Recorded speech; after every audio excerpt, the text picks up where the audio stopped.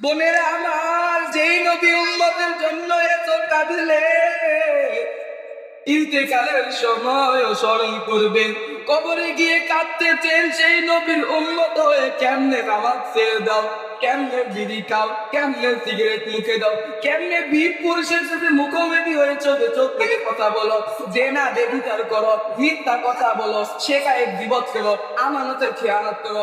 আল্লাহ নবী আচরণ ময়দানে তোমার জন্য সুপারিশ করবেন না? প্রতিদিন নবীর কাছে রিপোর্ট পৌঁছে যায়, উম্মতের যখন ভালো রিপোর্ট পৌঁছায় নবী আমার খুশি হয়ে যান। আর যখন কোন উম্মতের গায়ে বিপদ পৌঁছায়, ফেরেশতারা বলে আপনার অমুক দেশের অমুক উম্মত নামাজ পড়ে না, মদ খায়, দেনা করে, মিথ্যা কথা বলে, সগলখুরি করে, মুনাফিকি, ধোঁকাবাজি করে, গালি গালাজ করে, বেপরদা হয়ে চলে।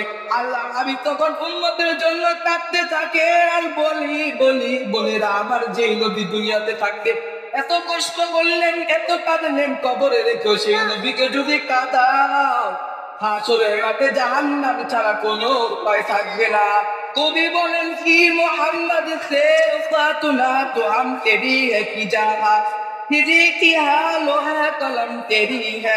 মোহাম্মদ সাল্লাল্লাহু আলাইহি ওয়াসাল্লামের সাথে যদি মহব্বতের কানেকশন তুমি দিতে পারো, তাহলে আপনার জমিন তো দূরের কথা রইল, কলম পর্যন্ত আল্লাহ তোমার জন্য করে দিবে। সুবহানাল্লাহ।